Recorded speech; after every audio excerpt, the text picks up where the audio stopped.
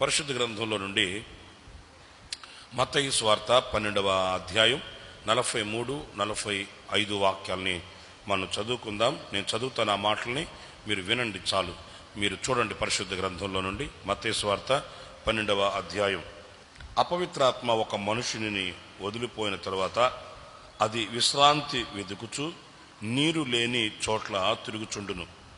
విశ్రాంతి దొరకనందున నేను వదిలి వచ్చిన నా ఇంటికి తిరిగి వెడుదుననుకొని వచ్చి ఆ ఇంట ఎవరును లేక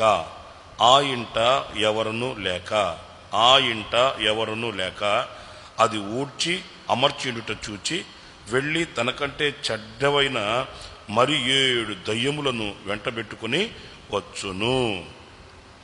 ప్రియులరా, ఇక్కడ ఒక ఉపమాన రీతిగా చెప్పబడిన మాటల్ని, ఛాయారూపకంగా ఉన్న మాటల్ని మనం చూస్తున్నాం. ఇందులో మనం విశేషంగా గమనించవలసింది ఏంటి అనంటే, ఒక వ్యక్తి మారు మనసు పొంది, ఒక వ్యక్తి హృదయాన్ని పరిశుద్ధపరచుకొని, హృదయాన్ని నిర్మలపరుచుకొని, శుద్ధి చేసుకున్న తర్వాత ఎలా ఉండాలి అనేది ఇక్కడ ఒక కట్టడగా, ఒక నియమంగా మనం చూస్తున్నాం. చాలా సందర్భాల్లో నేను రక్షించబడ్డాను, నేను విమోచించబడ్డాను, తప్పించబడ్డాను అని అనుకుంటుంటాం. మంచిదే. అయితే పెను ప్రమాదం ఆ తర్వాత కూడా పొంచి ఉంది అనే విషయాన్ని మనం గమనించాలి. రక్షించబడ్డాను, తప్పించబడ్డానని మాత్రమే మనం మురిసిపోవలసిన అవసరం లేదు. ఆ తర్వాత కూడా మనం జాగరూకులం కాకపోతే, మనలో ఒక వివేచన లేకపోతే, వివేకము లేకపోతే ఈ పెను ప్రమాదం తప్పింది అనుకోవడానికి లేదు. ఆ తరువాత కూడా ఆ పెను ప్రమాదం పొంచి ఉన్న సంగతి మనం గమనించాలి. ఎందుకు పొంచి ఉంది అనంటే, ఒకని హృదయం శుద్ధి చేయబడింది, మార్చబడింది. ఈ హృదయంలో ఉన్న అపవిత్రమైన ఆత్మలు, దురుద్దేశాలు, దురభిప్రాయాలు, తర్వాత దేవునికి అయిష్టమైన కార్యక్రమాలు, ఇలాంటివన్నీ ఈ అపవిత్రమైన ఆత్మ అనేది హృదయంలో నుండి తొలగిపోతుంది, విడిచి వెళ్ళిపోతుంది. అయితే వెళ్ళిన ఆ దురాత్మ ఏం చేస్తుంది? తిరుగుతూ ఉంటుందట. ఎక్కడ తిరుగుతుంటుంది? నీరు లేని చోట తిరుగుతుంటుందట. నీరు ఉన్నదనుకోండి, అక్కడ ఉండదు. ఎందుకంటే నీరు అనేది పరిశుద్ధాత్మకును దేవుని వాక్యానికి సూచన. ఇవి రెండు ఉన్న చోట వాడు ఉండడు. ఎవడు? సాతాను ఉండడు. ఆడు తిరుగుతుంటాడు. ఎక్కడుంటావురా నువ్వు అంటే, నీరు లేని చోట. ఈ శుద్ధ జలము లేక పరిశుద్ధాత్మకు సూచన అయినటువంటి ఈ నీరు, ఉదక స్నానం చేయబడే ఈ నీరు, వాక్యమై ఉన్న ఈ నీరు ఎక్కడైతే లేకుండా ఉంటుందో, ఏ హృదయములోనైతే లేకుండా ఉంటుందో, ఏ హృదయములోనైతే ఇలాంటివి నివాసము చేయవో, ఆ హృదయములోనికి వెళ్ళడానికి ఈ అపవిత్రమైన ఆత్మ తిరుగుతూ ఉంటాడట. అప్పుడు వాడికి ఎక్కడ తావరం లేదు, స్థలం లేదు. ఏంటి? ఎక్కడ నిలబడడానికి నీడ లేదే, ఎక్కడ ఉండడానికి తావు లేదే. మరలా మనం విడిచిపెట్టి వచ్చినటువంటి ఆ హృదయంలోనికి, ఆ యొక్క వ్యక్తిలోనికి, ఆ ఇంట్లోకి మనం వెళ్ళిపోదాం అని మరలా వస్తాడంట. వచ్చినప్పుడు జాగ్రత్తగా వినాలి. ఇప్పుడు ఆ ఇల్లు ఎలాగంటండి? ఆ ఇంట ఎవరును లేక అది ఊడ్చి అమర్చి ఉండుట చూచి. చాలు. ఇప్పుడు ఇంకొక పెను ప్రమాదం దాచబడి ఉంది అన్నానే. ఏంటయ్యా ఈ పెను ప్రమాదం అంటే, ఈ ఓడ్చబడి చక్కగా అమర్చబడిన ఈ ఇల్లు, ఈ హృదయం గనక ఖాళీగా ఉందనుకోండి, అర్థమవుతుందా? ఆ హృదయంలో ఉండవలసినవి లేకుండా, ఆ హృదయంలో అమర్చవలసినవి అమర్చబడకుండా, ఆ హృదయం ఫుల్ఫిల్ చేయబడవలసిన వాటితో ఫుల్ఫిల్ చేయబడకుండా ఖాళీగా ఉందనుకోండి, అప్పుడు ఏమవుతుంది? ఇప్పుడు పెను ప్రమాదం ఏంటంటే, వాడు వచ్చి చూస్తాడు. చూచి వరి బాబోయ్, నేనున్నప్పుడు ఒక రీతిగా ఉన్నింది ఈ ఇల్లు, ఈ హృదయం, ఇప్పుడు ఇంకా విశాలంగా మార్చబడింది. అప్పుడు నేను ఒక్కడనే ఉన్నా ఈ హృదయంలో, ఇప్పుడు ఒక్కడ కాదు, ఇంకా నాతో కూడా చాలా మంది ఉండొచ్చు. ఎందుకంటే విశాలంగా ఉంది. అందుచేత ఈ విశాలంగా ఉన్న చేత చేతిలో డబ్బు ఉంది, ఒంట్లో ఆరోగ్యం ఉంది, ఇంకా అన్ని సదుపాయాలు అమర్చబడ్డాయి, శుభ్రంగా ఉన్నారు ఇప్పుడు. గనుక ఇప్పుడు నేను ఒక్కడనే ఉండడం ఏంటి అని వెళ్ళి వాడికంటే ఇంకా చెడ్డమైన వారిని, అపవిత్రమైన వాటిని ఇంకొక 7 తీసుకొని వచ్చి వాళ్ళు మొత్తం కలిసి ఆ ఇంట్లోకి వస్తారంట. ఇది మరి దారుణమైన పరిస్థితి. అందుకే ఆ వాక్యంలో వ్రాయబడిన మాట ఏంటంటే, అవి దానిలో ప్రవేశించి అక్కడనే కాపురముడును, అందుచేత ఆ మనుషుని కడపటి స్థితి మొదటి స్థితి కంటే చెడ్డదగును. అప్పుడు ఒక్క అలవాటే, ఇప్పుడు మరలా ఇంకా జోడి అయినాయి కదా, ఇప్పుడు మరీ చెడ్డదైపోతుంది అనేది ఇదిగో ఈ వాక్యం యొక్క సారాంశం. ఇందులో నేను మీతో చెప్పాలనుకునేటువంటి సందేశం ఏంటి అనంటే, ఇప్పుడు ఈ హృదయం మనము ప్రభువుని నమ్మునందు చేత మరి పవిత్రపరచబడింది, ఖాళీ చేయబడింది. అయితే ఈ హృదయంలో ఇప్పుడు మనం ఖాళీగానే మన హృదయాన్ని ఉంచుకొని ఉన్నామా, లేకపోతే ఈ హృదయంలో ఉండవలసినటువంటి వాటిల్ని మనం హత్తుకొని ఆ హృదయంలో చేర్చుకొని ఈ హృదయంలో ఇప్పుడు ఆ దైవ సంబంధమైన వాటిని మనం సంపాదించుకొనిన వారమై మరి మరలా విడిచిపోయిన ఆ దురాత్మ క్రియలు, విడిచిపోయిన సాతాను సంబంధమైన అలవాట్లు, విడిచిపోయినటువంటి లోక సంబంధమైనవి మరలా మన హృదయంలోనికి రాకుండా మనము జాగ్రత్త పడుతున్నామా అనేది ఈ పూట మనం ధ్యానించవలసిన ఒక ధ్యానాంశం. ఇప్పుడు నన్ను చూడండి, ఈ హృదయంలో ఇప్పుడు ఏముండాలి అనేది చెప్తాను, జాగ్రత్తగా వినాలి. కొలస్సీ సంఘానికి పరిశుద్ధుడైన పౌలు రాసిన పత్రిక 3వ అధ్యాయం 15వ వాక్యం, క్రీస్తు అనుగ్రహించు సమాధానము మీ హృదయములలో ఏలుచుండనియండి. అంటే మన హృదయములో ఉండవలసినది చెప్పండి సమాధానం కాదు, క్రీస్తు అనుగ్రహించు సమాధానం. లోకము అనుగ్రహించు సమాధానం కాదు, ఇది దేవుడు అనుగ్రహించు సమాధానం. ఇప్పుడు నేను మీకు లోకం ఇచ్చే సమాధానం ఎలా ఉంటుంది, మరి దేవుడిచ్చే సమాధానం ఎలా ఉంటుంది అనేది మీకు ఒక్క మాటలో చెప్తాను, జాగ్రత్తగా వినాలి.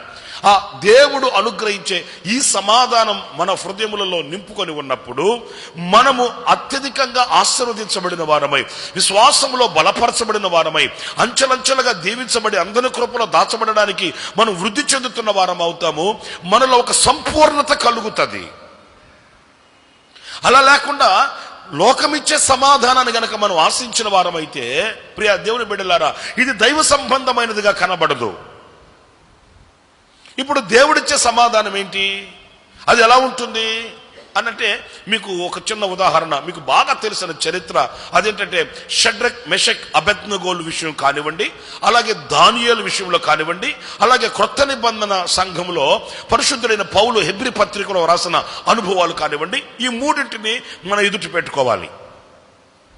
హెబ్రీ పత్రికలో పరిశుద్ధుడైన పౌలు ఏం చెప్పాడంటే, మరి శ్రేష్టమైన పునరుద్ధానము కొరకై వారు యాతనపరచ పెట్టబడిన వారై రంపాలతో కోయబడుతున్న వాళ్ళు ఏమాత్రము కూడా వెనుకంజ వేయక విడుదల నొందనల్లక వాళ్ళు యాతనపరచ పెట్టబడ్డారట. ఒకటి.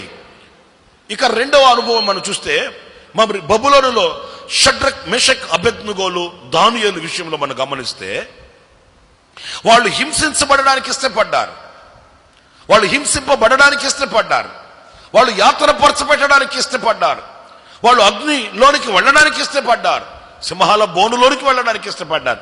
ఎందుకని?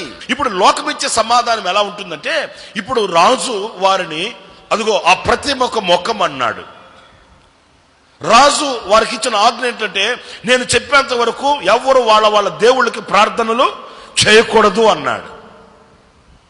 ఇప్పుడు లోకం ఇచ్చే సమాధానం ఎలా ఉంటుందంటే, దేవుడు మనకు సమాధానం కలిగి ఉండమన్నాడు, దేవుడు మనల్ని ఐక్యత కలిగి ఉండమన్నాడు, దేవుడు మనల్ని ఒకరినొకరిని ప్రేమించమన్నాడు. అందుచేత మనం ఏం చేయాలంటే ఐక్యంగా ఉండాలి, సహవాసంగా ఉండాలి, మనం ఇప్పుడు భేదాభిప్రాయాలు ఉండకూడదు అని ఇప్పుడు ఆ ఆజ్ఞకి లేకపోతే ఆ చట్టానికి వీళ్ళు శిరస్సు వంచి ఆ రాజు ఏం చెప్పాడో అది చేసి ఉండాలి. అలా చేసి ఉన్న వాళ్ళైతే వీళ్ళు లోకమిచ్చు సమాధానము కలిగిన వాళ్ళు అవుతారు. దేవుడిచ్చే సమాధానము అనంటే వాళ్ళ హృదయము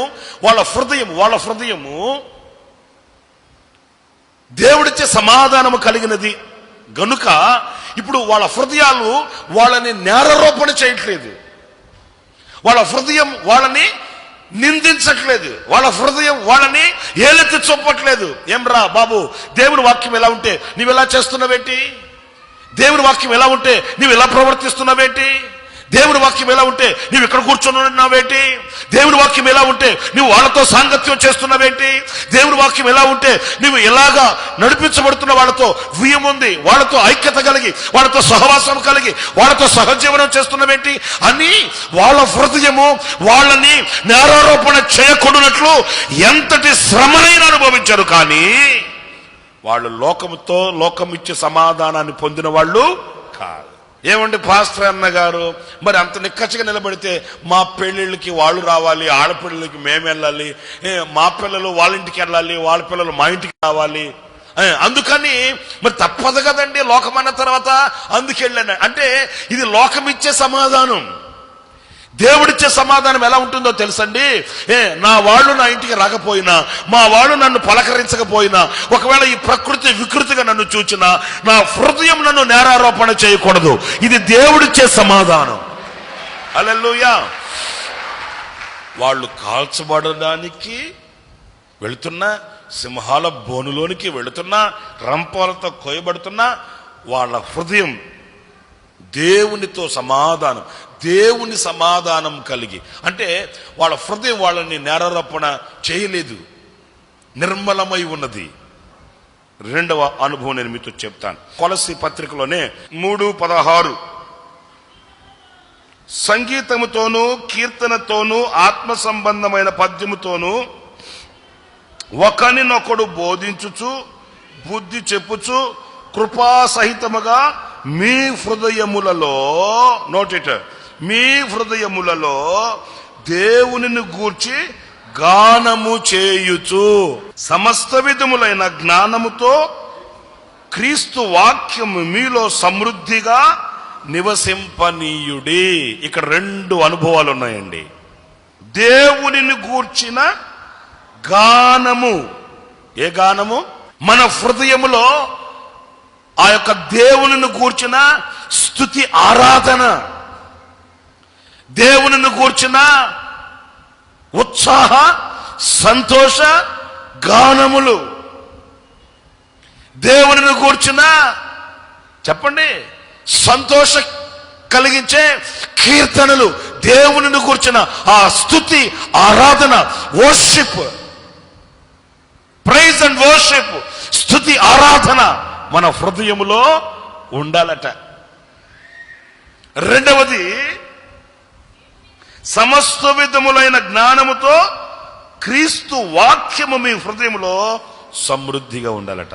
ఆయనను కూర్చిన స్తుతి, ఆయనను కూర్చిన ఆరాధన, ఆయనను కూర్చిన కృతజ్ఞత మన హృదయంలో గానము వలె మన హృదయం పరవశించినట్లుగా నింపబడి ఉందా మన హృదయంలో? లేక లోక సంబంధంగాను పరవశించాలని, సంతోషించాలని, ఆనందించాలని పరాకులాడుతుందా? సెకండ్ వర్డ్, దేవుని వాక్యం. ఆ దేవుని వాక్యంతో నీ హృదయం నింపబడాలి. దేవుని వాక్యంతో నీ హృదయం కప్పబడాలి. దేవుని వాక్యానికి నీ హృదయంలో సింహాసనం ఉండాలి. దేవుని వాక్యం నీ హృదయములో ఎప్పుడు అది వెలుగుచుండే ఒక దీపంలా ఉండాలి. అంతేగాని ఆరిపోయిన దీపంలా కాదు, వెలుగుచున్నా. చెప్పండి, వాక్యం ఏంటండి? ఆరిపోయిన దీపమా? నో, అది త్రోవ చూపే దీపం, అది వెలిగించే దీపం, ప్రకాశించే దీపం, చీకటి క్రియలను లోనికి రాకుండా తరిమి కొట్టే వెలిగించే దీపం. ఈ వాక్యమై ఉన్న దీపం మన హృదయంలో ఉంటే ఏ చీకటి క్రియలు లోపలికి రాలేవండి. Praise the lord. అలాగే మన హృదయంలో ఈ వాక్యమనే వెలుగుండాలి. హృదయంలో వాక్యమనే దీపం వెలుగుచుండాలి. హృదయంలో వాక్యమనే జీవాహారం ఉండాలి. వాక్యమనే ఆ శక్తి కలిగిన ఉపదేశం మన హృదయంలో ఉండాలి. ఆ వాక్యము చేత మన హృదయం నింపబడి ఉన్నంత వరకు మనం బలహీనులము కాదండి, బలహీనులము కాదు. సాతానుగాడు వచ్చాడు, యేసుప్రభు నీరసంగా ఉన్నాడు అనుకున్నాడు. ఆడు 40 రోజులు ఉపవాసం ఉండి వస్తున్నాడు కదా, బలహీనంగా ఉన్నాడు అనుకుని వచ్చి, నీకు ఆకలేస్తుంది కదా, ఈ రాళ్ళని రొట్లుగా చేసుకుని తిను అన్నాడు. ఆయన బలహీనంగా ఉన్నాడండి? లేలే, మునుపటి కంటే అధికమైన బలము కలిగిన వాడై ఉన్నాడు. యేసయ్య అన్నాడు, రేయ్ సైతానుగా, రొట్టె వలన మాత్రం కాదురా, దేవుని నోట నుండి వచ్చు. అంటే ఆ వాక్యం ఆయన హృదయంలో ఉంది, లేఖనాలు ఆయన హృదయంలో ఉన్నాయి. ఇప్పుడు సాతానుని నోటి మాటతో జయించగలిగిన బలవంతుడు యేసుక్రీస్తు. ఎందుకంటే వాక్యం హృదయంలో ఉంది. వాక్యం మన హృదయంలో ఉంటే మనం ఎలాంటి వాళ్ళమై ఉంటామండి చెప్పండి? బలవంతులమై ఉంటాం.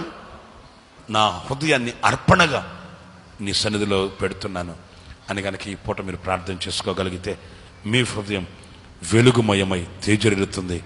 మీ హృదయం దేవుని స్తుతిస్తుంది. ఆయనలో ఉన్నటువంటి సంపూర్ణత మీకు కలుగుతుంది. నా దేవుని దీవెనలు మెండుగా సమృద్ధిగా మీ హృదయాలలో నిలిచి ఉండునుగాక. తలలు వంచండి, ప్రార్థన చేసుకుందాం. జీవాధిపతి, మీకు వందనాలు చెల్లిస్తూ ఉన్నాను నాయనా. ఇంతవరకు మీరు మాకు తోడై ఉండి మా హృదయం దేని చేత నింపబడి ఉండవలెనో ఒక్కొక్కటిగా మీరు మాకు బోధిస్తూ వచ్చినందుకు నీకు స్తోత్రాలు చెల్లిస్తూ ఉన్నాను.